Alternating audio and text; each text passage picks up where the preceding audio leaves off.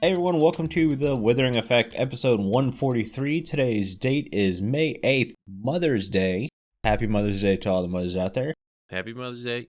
I am Duds, or Duds versus known to the rest of the interwebs, and I just popped my chest. I'd ask how your week is. Well, I gotta introduce myself. My name's Jimbo. Yeah. You may know me as Jimbo Slice 23. I went off script so much it threw Jimbo off. Yeah, I didn't even read my script. That's how off script you went. But yeah, it's Mother's Day. That's it. It is Mother's Day. Yeah. Happy Mother's Day, mothers. Yeah, my week was rough. A lot of work and personal stuff. I actually took a short week this week. I had Friday off, but I spent Friday at the car dealership because my air conditioning stopped working in my car. Getting to those summer months too. Exactly. Most people, this isn't an issue, especially still at this time of year. But in North Carolina, we're already in the 90s. What? Yeah, it was 93 last week. Wow. So it get hot.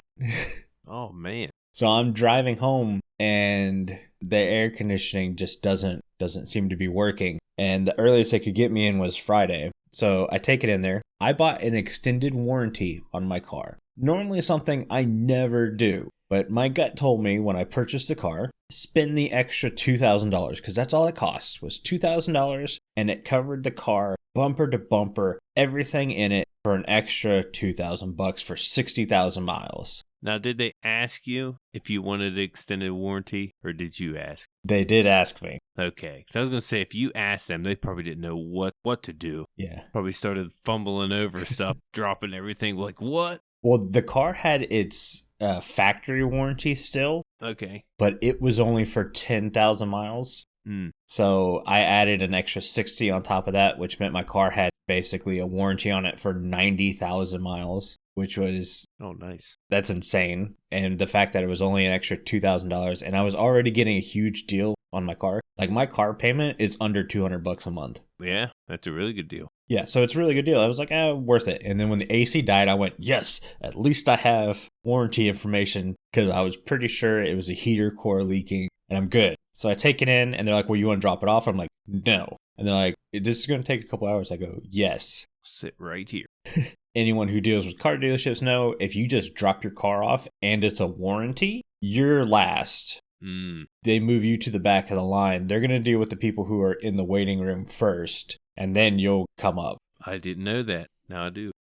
I sat there, and I waited, and I waited. 5 hours later, what? They come back to me. Turns out there was nothing technically wrong with the air conditioning. It was out of Freon. It was under 30% full, and that was the issue. They checked it for leaks. They tore apart stuff. They put some glow liquid in there. So if it was leaking, you flash a black light on it and you'll see where it's leaking. They said they couldn't find a leak. They tested the car. They let the car run for an hour to make sure no leaks and that it was cooling properly. And I finally get my car back. But Freon is considered a maintenance thing and it is not covered under warranty, so I had to pay $170. What? Wow. What are the odds? Well, the diagnostic test is $140 something. And if there was something wrong with the car, the diagnostic test would be covered under the warranty. But because it was a Freon thing and Freon's not considered something wrong with the car, it's a maintenance thing, I had to pay for the test and then $30 for the Freon.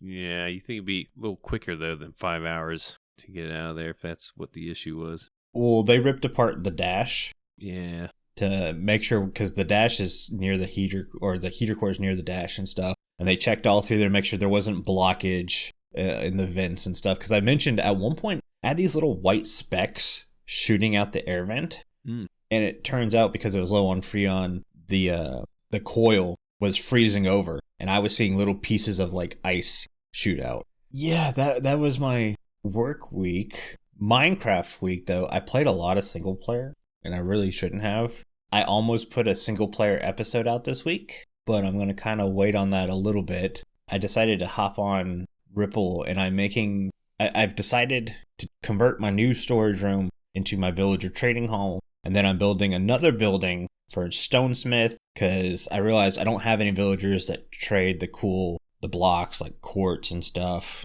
So I'm going to get those guys set up, get my librarians set up in my new quote-unquote storage room area, And I'm just going to keep reworking my house because I loved this starter house so much. Just going to keep working it till it's efficient enough to live in. Okay. But the big thing, like I found last night, I need an auto smelter. I tried smelting a bunch of clay for some bricks. Oh, it was so slow.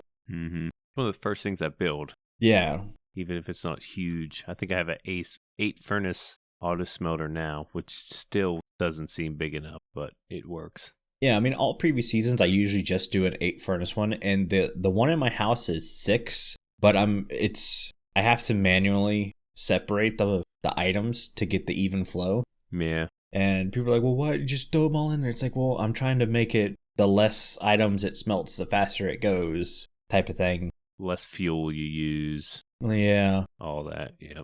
And fuel's not really an issue now because of the blaze farm. Yeah, that helps. You don't want to have one furnace done for 3 minutes while you're waiting on another one to finish up. So, yeah, I need to get a good auto furnace built. So after the episode that's out, I shouldn't say out now, that's coming out now, there will probably be a auto smelter built. Yeah, that's been my week. We recorded some fun stuff last night. Mm-hmm. The intro for the next episode. Did a skit. Yeah, a nice little skit. I think that's going to be fun. I think a lot of people are going to laugh at that. Yeah, I think it turned out really well. Mm-hmm. It's all your idea.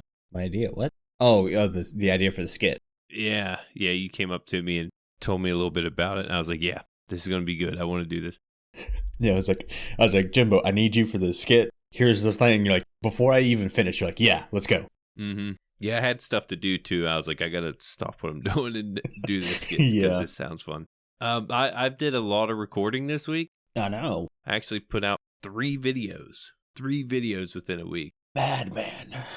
I've never done that before, but I put out a ripple effect episode. I think I mentioned on the last episode I was working on these. Actually, by the time you hear this, it might be 4.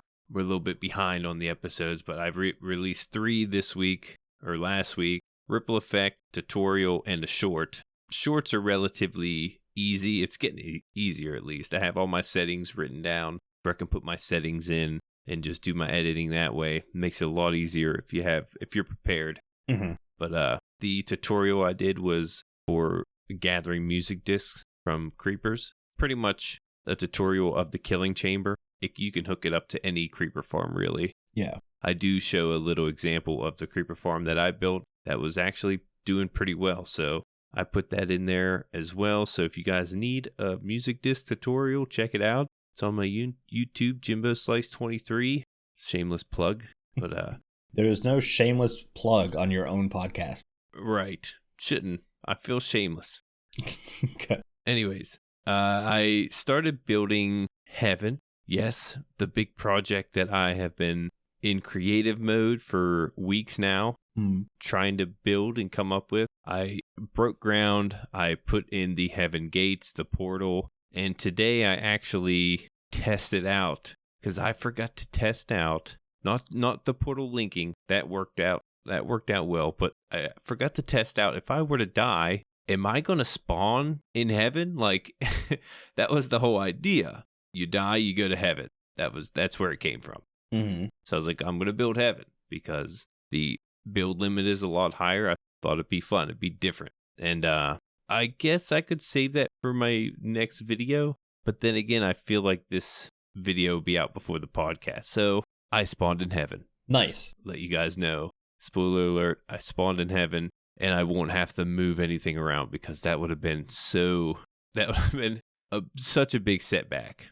Mm-hmm. Another thing, I mentioned this to you earlier, I'm using a lot of copper blocks when I'm building this thing. Yes. My block palette, I'm using gold, I'm using copper, oxidized copper. It's got to be fully oxidized. I want the green because I'm using the dark prismarine, I'm using prismarine, and or the prismarine bricks, and the warp wood. Use those to grade the green.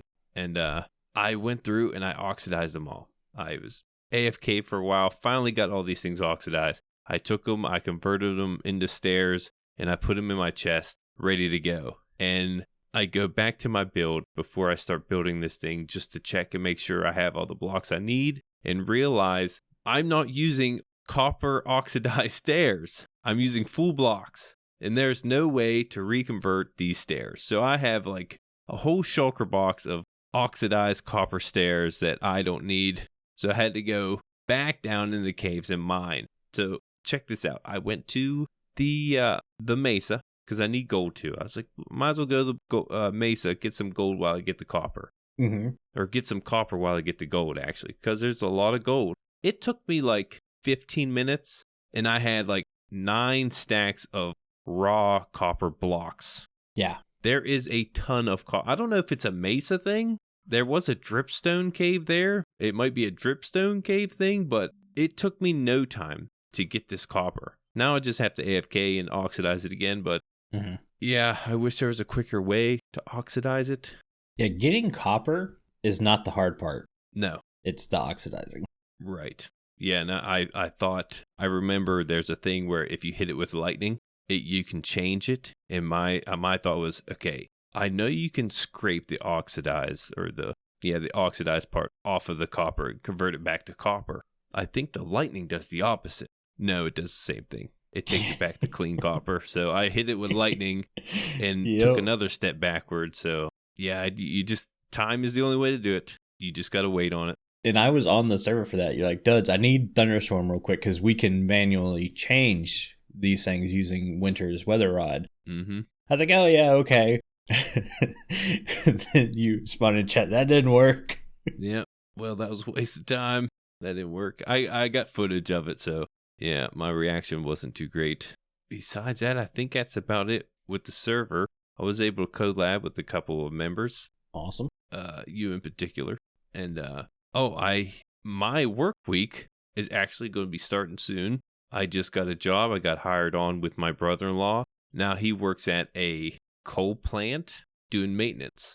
And he works 6 days a week. We do get Saturdays off, but I will be working normal scheduling time for the podcast. So we'll have to move that time around. But besides that, I don't plan on leaving the podcast or anything. I plan on keeping my content regular if I can. We're going to see how it goes, but yeah, just letting you know, I am going to be starting work back soon, and I'll be working a little more than I used to, but shouldn't be too hard to catch on. Yeah. My hobby is this. This is what I like to do on my spare time, so I don't plan on changing that.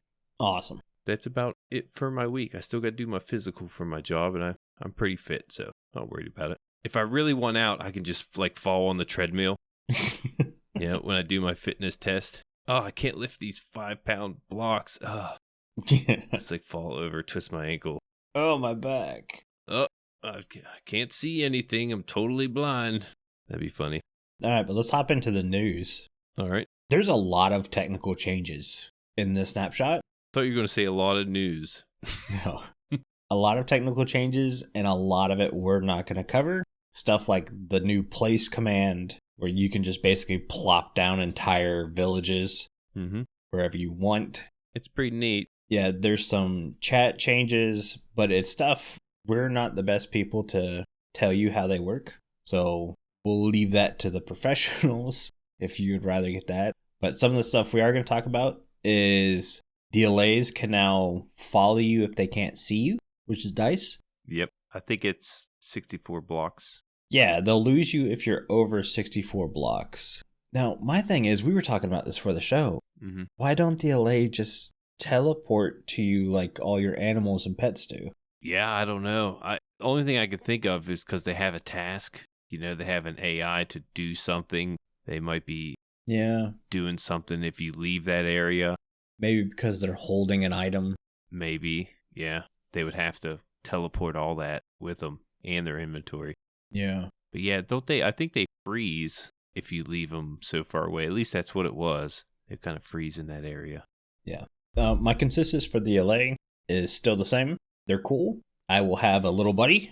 Making a auto-sorting storage system with these guys seems like it's way too efficient for its good. In the Nether, if you're doing a small thing, I could see it maybe working there. But, yeah. Ice pass, water, still the main best way. Yeah, there's an example how in the video we watched, the player goes caving with the Allay and tries to lose the Allay. And the Allay keeps up. But I can't ever see myself taking an Allay into dangerous situations, because if I die, you kind of, I guess you have to get back there, but you kind of lose him, and then you're putting him in danger, or the Allay in danger. I always say him. I don't know why I do that, but the Allay is always in danger if you're in danger. But like I said before, resource gathering is probably the time I would take the little guy out. Yeah. The only other thing I'd like a change is the ability to have an Allay sit. It sounds weird because technically they're not like pets, but a way to keep them in the same area. Because as of right now, the only way to do that is really to cage them up. Right. That's true. I don't want to have to cage up this Allay if I don't want to use it. Can you put him on a lead? You can lead the Allay. So that's something you can do. Seems mean though.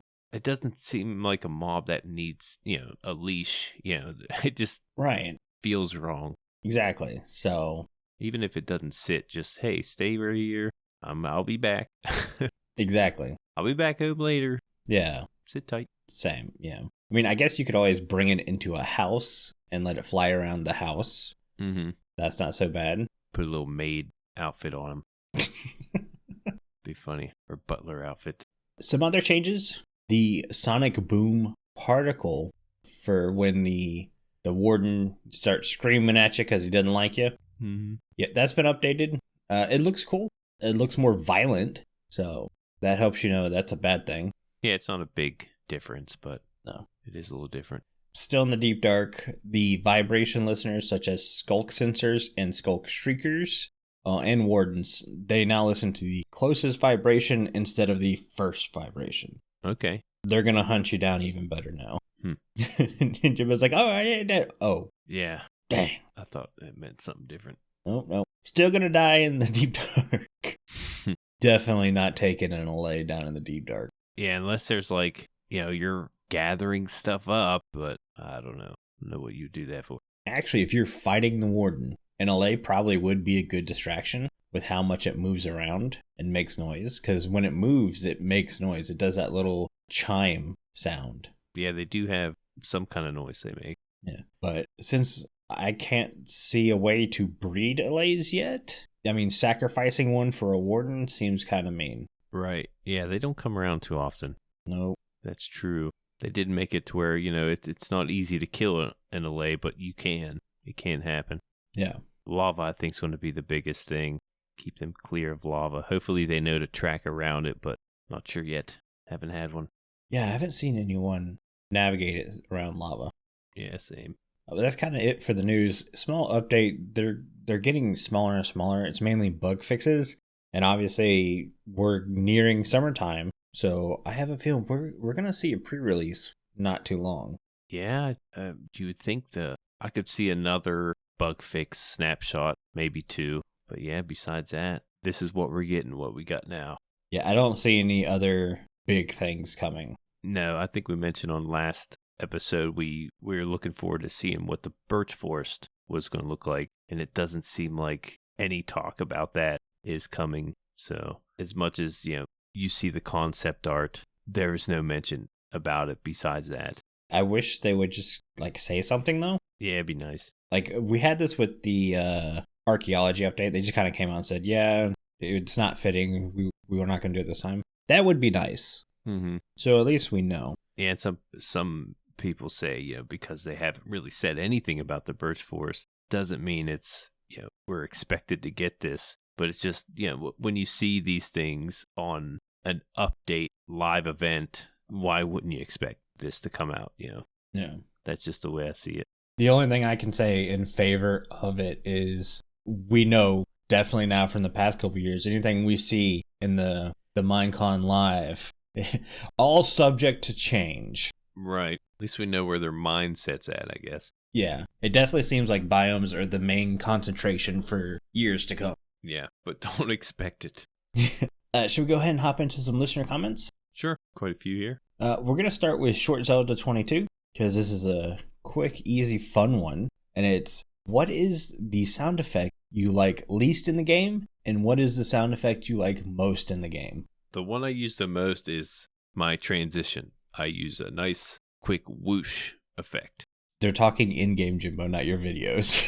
Not my videos? No. Oh, okay. Well, never mind then. You want to go first then? Yeah, my least favorite sound effect is the shrieker scream. Oh, really? Yeah, I don't like that. Creeps me out. And my favorite sound effect is bone block. Whether it be placing it or walking on it, mining it, I love bone block. You know, I was going to say bone block. It's so good. I did place a lot of amethyst blocks recently. I do like the sound of those chimes.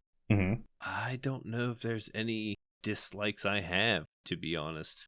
I know Carl does not like that honey sound, you know, the oh yeah, that the sound. mushy. Yeah. Yeah, you know what? That might be my least favorite. Or just the buzzing of the bees in general. I don't like buzzing. I can see that. And their bees, mainly the buzz. In game. Yep, there it is. In game. I said whoosh effect. Jeez. I was thinking about that when I was reading it in the Discord. I was like, oh, yeah, I could talk about some of the sound effects I use. Would you like to go ahead and read the one from Kitzen? Yeah, there's one from Kitzen here. It says, if you could add a boss to the game, what would it be? I know you briefly talked about the Kraken and probably others, since there are currently only 2 real bosses. I like the idea of localized bosses. So like the Elder Guardian, the Prismarine, Wither Skeletons, Nether Fortresses and stuff like that. Brutes and yeah. But localized bosses would be the big thing for me instead of bigger bosses. Like I don't see the Ender Dragon as the big bad boss. It's just the boss at the end. See, I see 2 bosses, main bosses. Well, that's kind of what they said in the comment. You know, you got your Wither and your Dragon, mainly because they have a boss bar above. And what were you saying? The bosses, the in-game bosses, what were you calling those? Oh, localized bosses? Localized bosses, yeah. Never heard that term before. But yeah, that's a good term for all the other tougher hostile mobs you get. You don't see them as often. But yeah, I keep seeing concept art. This isn't from Mojang, but I think it's from Dungeons, how they have a King Blaze. And I think that would be a cool boss to find in a fortress. As of right now, you know, I think the toughest thing to come across in the fortress is the Wither Skeleton. I don't by any means see them as a boss because of how they spawn. They respawn. Brutes are different. They don't respawn. That's true. Elder Guardians don't respawn. Yeah, maybe a King Blaze, even if it was a localized boss. Yeah, I saw a couple pictures of that, and I was like, man, that would be cool to come across in every fortress. Not sure what they would drop, though. Have to be something special. Yeah. Last question we have is from Raker. They ask, what are some of your fondest / most nostalgic memories of early Minecraft experiences? I've got one. Go ahead. So I built my first survival multiplayer base, and it's this large tower that was very modern looking, and I was super excited for it. It was a curve with crazy design, and I was super happy with it, but I needed a door. And I wasn't about to just build a door frame and then put a wooden door there or an iron door.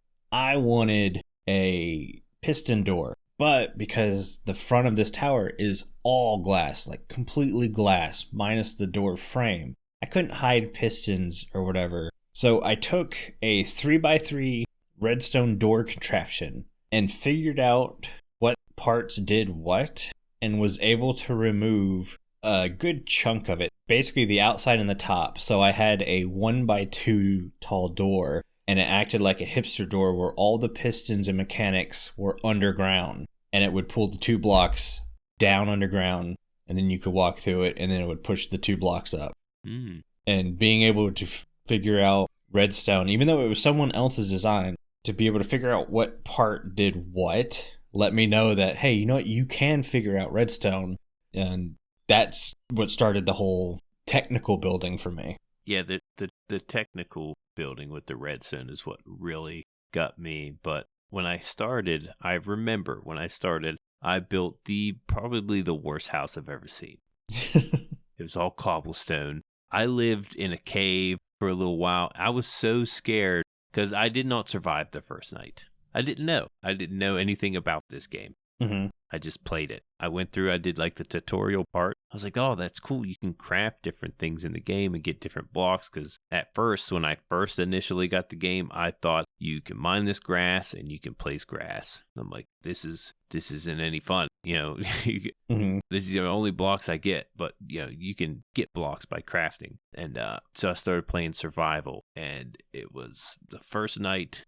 I don't think I survived. I may have, but barely. I know I got attacked and I was scared. Like, it was so, I don't know. I was in this game playing and I was scared for my life, and I started building little by little to where like everything was real tight and small. And eventually I made a mine to go down, and I was getting cobble, and then I started building onto the cobble, and then I'd switch my cobble out for stone bricks. You know, I was finding more and more blocks in the game, and I was getting excited. Then I came upon redstone. For one, I broke it because I didn't know you needed iron. I didn't know anything. Mm-hmm. I didn't know a thing. I broke diamonds. You know, I broke every rule in the book at the beginning. But it has to be some of my funnest and memorable experiences, though, when you don't know what to do and you're figuring it out for yourself. When I came across the redstone, and I'm like, I got to YouTube, how do I get these diamonds? And I didn't know they were diamonds, but you know, you needed an iron pickaxe. So I did that, and I'm like, what do I do with the diamonds? What do I do with this redstone? And when I come across the redstone on YouTube, I was like, oh my God, this game is huge. So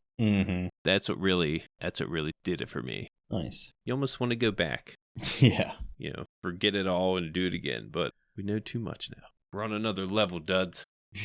Whole nother level. Still not that great, but We're not in the upper level, but we're not on the bottom level. no, not on the bottom anymore. But thank you guys so much for those comments. Those comments were from the Discord. It's the only place where you can talk to everyone who works on the show easily. Just take Cass's word for it.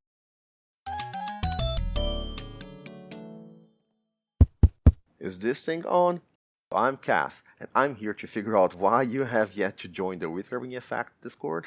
It's a great place to hang out with other Minecraft enthusiasts and the creators of the show. The link to join the Discord is in the show notes. Thank you for the Discord ad, Cass. And speaking of the Discord, it's the only place you can get involved in our Mending Minecraft vote. This week, we asked you to choose between one of 3 biomes for us to discuss and improve. Your choices were Dripstone Cave, Flower Forest, and Warm Ocean. And the winner of Mending Minecraft this week is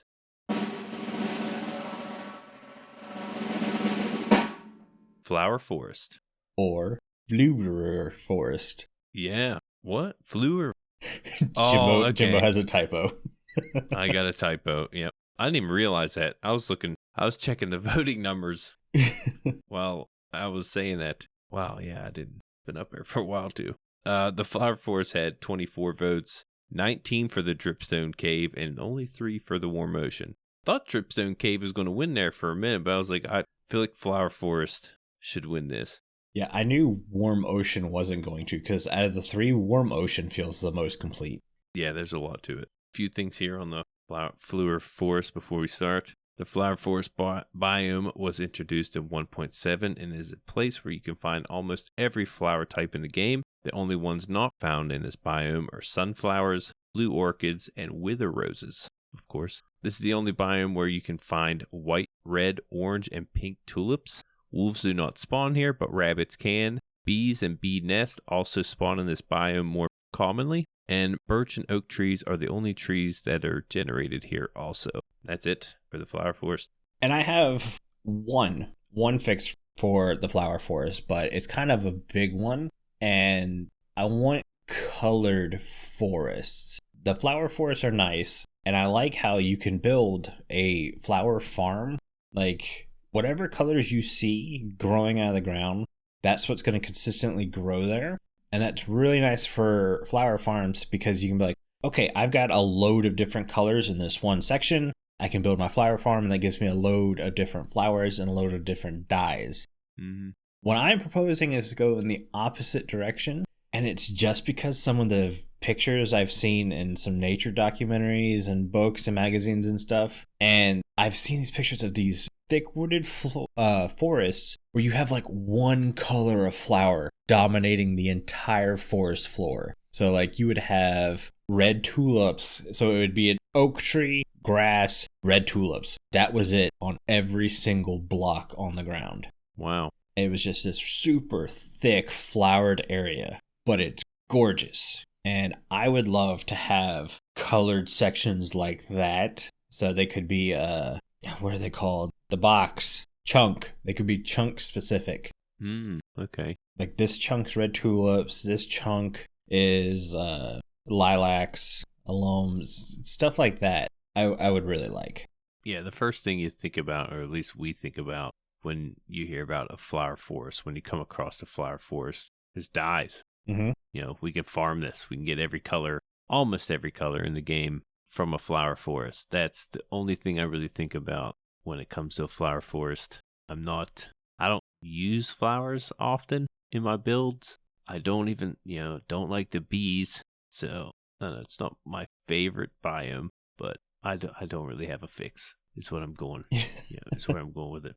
Yeah, the dyes are an important part of Minecraft, especially the more customizable we're getting with stuff. And I do like the way flower forests are now, how you can set up a single farm in a certain area and get all the colors. Mm-hmm. It's like, that is cool, but visually seeing these images were stunning. So I don't know, maybe this could be a biome within a biome, kind of like how you have the bamboo inside a jungle. Okay. Or it could be like if you have large-scaled biomes enabled, that'd be more common to have like chunk-specific flowers. Yeah. In that case, that flower forest would be huge. Mm-hmm. All right, let's move on to our main topic, and this is actually listener comment from HelenAngel. It's such a good question. We saved it for the end. Mm-hmm. It's a multiple part question, so we'll answer the first part first, and then we'll move on to the second part, which is a bit larger. First, how does the update Aquatic rank against newer Minecraft updates? This was the first large update that I remember. Mm-hmm. And that a massive part of the world changed. But I also remember when it first came out, super laggy. Right. It was almost unplayable. Yeah, anytime a codfish swam into another codfish, the frames would drop by like half. Yeah, it was pretty bad. Plus we had, when we played on the ripple effect, it was the first time we got to the ripple effect. Yeah. Was during the Aquatic update. So there's 10 people on at a time, and that generates a lot of fish. And yeah, it was brutal at first, but eventually after so many updates, it was able to be fixed. Honestly, I would rank update Aquatic higher than any of the most recent updates. Really? Yep, and not necessarily for features or blocks, because I think Deep Slate's the best block palette in the game right now. But what it did to waterways in Minecraft, oceans, rivers, lakes, bringing in the schools of fish, bringing in kelp, seagrass, turtles. Yeah. It just brought so much vibrant life to the game that it was something the game needed drastically. And I don't think we have gotten that in any other parts of the overworld yet. We're getting frogs in the swamp, which are going to help. We have birds in the jungle, which are good. But like you go into other areas, I don't know. It's even though there's sheep, there's cows, there's pig, the world still feels empty. Yeah, that's one thing about the oceans in real life. It's full of life, tons of life. And in the Minecraft game before this update, it was pretty barren.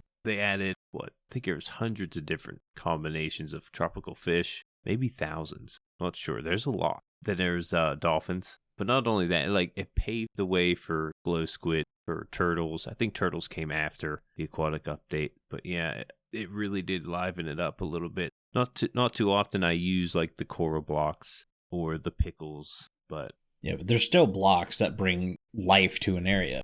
Right. Coral fans. Yeah. And I'm not saying I know how to make certain areas more lively, because I don't. So I understand right now how everything's at. I would like to see the birds in the jungles fly around a bit more. You don't ever really see any fly. They're usually just kind of sitting and hopping. Mm-hmm. Yeah, I couldn't rank the Aquatic update as the highest I feel like the Nether update was my favorite, just because I can see that. it went all through the Nether. It changed the Nether completely. The Nether, I think, was more barren than the oceans were. Well, that's kind of hard to say. They didn't even have seaweed at the time. We got the seaweed, we got kelp, we got vegetation. You did get that in the Nether, but you still have your barren parts of the Nether. It can be a pain to travel through sometimes, but I feel like the Nether did a good job in bringing more to the game. Yeah. Should we go ahead and move on to the second part of the question? Yeah. The second part is, why do you think Mojang stopped adding design loopback into core gameplay after Village and Pillage? Now, I asked for an expansion on the question because I wasn't sure what was being asked, and they gladly gave me a little bit, saying basically the core gameplay loop is the primary way we play the game. So for Minecraft survival, that would be adding things to give players a reason to explore, craft, and mine. Nether update came close, except it made it too difficult to survive in the Nether, so it had the opposite effect, and caves and cliffs made it more difficult to mine, so it had the opposite effect. So I guess more specifically, my question is, why do you think Mojang is intentionally making it more difficult to engage in core gameplay loop of mining and crafting? It's a good question. Very good question. Let's focus on the mining aspect in caves and cliffs, because that's the most recent thing. Mm-hmm. The exploration of Minecraft is obviously there. Yeah. That's been amped up to 1,000. I think it's at an all-time high. Yes. So that's not an issue in this state. But, like what's being asked, mining and crafting, the name of the game, has been made more difficult. Yeah. Why? Well, I guess let's break it down how it's been made more difficult so we can explain this a little bit better. Us older players, even some of the younger players will understand, you wanted to go mining, you dug down to Y level 11, mm-hmm. and you branch mined. That's how you were getting your resources as quick as possible so you could craft as quick as possible. So the survival aspect wasn't a struggle for as long. Now, with the way ore generates, going down to the very bottom, you're going to get diamonds, but that's kind of it. You're going to get some coal, you're going to get a little bit of redstone, you're going to get a little bit of gold, but not enough to really thrive. To get those other things, you have to go to different Y levels, and some of the things are easier to find when exposed to an air block, which is supposed to lean more into you should cave more than mine. Mm-hmm. I never have liked caving. Like, they could remove all the caves in Minecraft, it would not affect my gameplay. Oh, no. I love caving. Mm-hmm. Whenever I'm bored, like I needed gold, right, for my build. And I am signed up on the server. There's a gold farm. I'm signed up to go AFK there. I'd rather go find it. I like exploring these caves. I like finding new areas and spawners and loot. No, caves don't have the best loot, but I like seeing these new areas. I found this huge dripstone cave, like the biggest dripstone cave I've ever seen, and it was just cool to see. Mm-hmm. Just seeing that stuff. I like the fact that you have to go. I don't know. You're mining different now. I think mining can be repetitive. It could get boring, but caving, if it's there, if the resources are there, I'd definitely rather do that. Mm-hmm. And when I do my caving mining, most of the time it's in water aquifers because a lot of things are exposed. You can get to the high ones, you can get to the low ones. You just swim around, and most of the time there are, magma blocks where you can get your air, and sometimes those pop into bigger caves when you get your resources, you get your ores. A lot of times, actually. But yeah, I've been enjoying that aspect a lot more than before. Mm-hmm. With the mining. You're perfectly setting up for what I'm thinking. Okay. It's one, Minecraft players are different. Right. We all have different likes, we all have different dislikes, but we also have different skill levels. You have some newer players and some older players. The new way of caving and stuff, you're talking about swimming around in aquifers. You still have to be prepared to travel in aquifers. Mm-hmm. You can't go down there with no armor, no enchantments or anything. True. Yeah, you have magma blocks to get your air sometimes, but a new player won't understand you get sucked down and you can die on them. Yeah. You have to crouch, be in swim mode to gather that air also. You also have to run into drowned because it's pitch black. Mm-hmm. God forbid they got a trident. Mm-hmm. So there's that too. How come drowned do more trident than a player does? I never did figure that out. Don't know. Feel like it's like 3 hits, I'm dead. I'm like, what in the world? Anyways. There's a lot of threat in mining and caving that way. Mm-hmm. It's not something a newer player can figure out so quickly. So the idea of the loop, the gameplay loop, now being more difficult is correct. Am I right? Yeah, that's true. Because you can't just go down to Y11 and get the same resources. You now have to either know ore generation and copy the mining aspect, but in different Y levels, or do what you're doing, caving, which is more dangerous. Mm-hmm. And I think this is happening because Mojang understands their core Minecraft players core are aging. They're older. They're not young kids anymore. Right. They're getting older. We're seeing this in the Deep Dark. Deep Dark's spooky. It's not the same little Minecraft game anymore. And I'm not saying there's no longer younger kids playing it. There's still plenty of younger kids. But the group of people who grew up with Minecraft have grown up. And they still enjoy the game, but they want some added difficulty to the game. And I think that's what we're seeing. Yeah, I don't think that's a good answer. I think that is the answer to why they've done this. Mm-hmm. I couldn't have really put it in better words. Yeah. As we grow, the game grows. Exactly. They're going to up the difficulty. 100% correct. You go into the Nether and you look at all the changes in the Nether. The Nether is way easier to navigate now because you have landmarks. You have different biomes and stuff. Yeah. You have food. But now there's so much more stuff in the Nether that can kill you. Yeah, still pretty balanced. Right. And like you said before, we play it different. Everyone plays it different. If you don't want to go into these dangerous situations, you don't have to. Mm-hmm. You could mine the old way if you wanted. Yeah, like right now, I am low on redstone. I think I'm under 5 stacks of redstone dust. And I really don't like mining, and I really don't like caving. I'm to the point now where it's like, okay, how can I automate getting some redstone? Because that's what I enjoy. That's what I like doing. Right. And the fact that I can still do that is good. But the core gameplay loop is definitely more difficult than it was, say, 4 years ago. Mm-hmm. I think every ore that you mine can be automated besides diamonds. And I think lapis, I'm not mistaken. But can you trade for lapis? You can trade for lapis with clerics. Yeah, so just diamonds. Everything else can be automated. So yeah, you don't have to do that if you don't want to. Well, and technically, if you're only using diamonds for armor and tools, you can do that with villagers too. Right? Yeah. Everything that you craft with diamonds, you can almost trade for. Mm-hmm. That's another good point. Yep. I mean, enchantment tables, one exception. Jukebox, but do you need that? Yeah. There are, like at the beginning when I have my iron gear, first thing I do is go try to get my iron gear.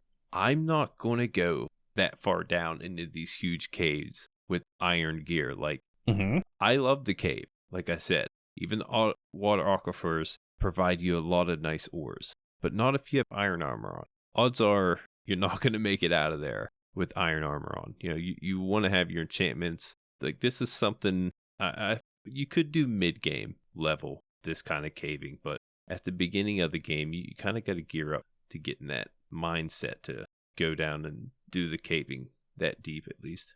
Yes. It is dangerous. Again, go back 4 or 5 years ago. Day one, you were already down the very bottom of the world collecting tons of resources. Mm-hmm. Yeah, you're almost day one. You're there. Yeah, you're kitted out. You're ready to go. Mm-hmm. So yeah, I agree. As to why, the only thing I can think of is Mojang kind of agrees with the core groups getting older. They would like more difficulty in the game, which is true. Mm-hmm. Even me, who doesn't like caving, who doesn't like PvEing, I'm okay with the game being more difficult, especially because there's ways around it for me. One thing that I was thinking about the other day I want to bring up. kind of goes with this topic, is how the fact that they called the end dimension the end. Because if you want to get more difficult, how do you get more difficult than a dimension called the end? Mm-hmm. You know, and once you beat the dragon, which is the end boss, you get to see the credits, which signifies the end of the game. So to up the difficulty, but still stay under the difficulty of the dragon, you almost have to keep the end, if not name the end something else, because it signifies that that's the end of the game. And how would you get more difficult than that? But we'll see. I'm sure they will. But we have to end it here. Mm-hmm. Think that's going to do it for today's show. Before I have Jimbo read us out, I want to say a huge thank you to all of our patrons who are supporting our show. Our milk level patrons are Aerington, Aubni, Crock, FragileRock, Casey Plays Games, viperoustuna, and WyreGuy. If you too would like to get exclusive or access to exclusive benefits and hours of extra content each month, please consider joining at patreon.com/thewithering-effect. If you like the show, you can share it with all of your friends and on social media. If you listen on Spotify, rate and follow us so you never miss a future episode. Or if you listen on Apple Podcasts, leave us a nice review. Doing any of these really helps the show reach more listeners. If you'd like to get in contact with us, send an email to podcast@thewitheringeffect.com. Tweet us, leave a voice message, or join our Discord where you can have a chat with everyone who works on the show and fellow listeners. All the links are in the show notes. This show has been brought to you by Jimbo and myself, but also our digital producer Carl. He helps make sure the show ends up where it should be, and the amazing music you hear in the intro and outro is created by the one and only Decoy. Everyone's social media info can be found in the show notes. You guys have been awesome. Thank you so much for getting withered with us. You should probably go drink your milk now. Bye. See you guys.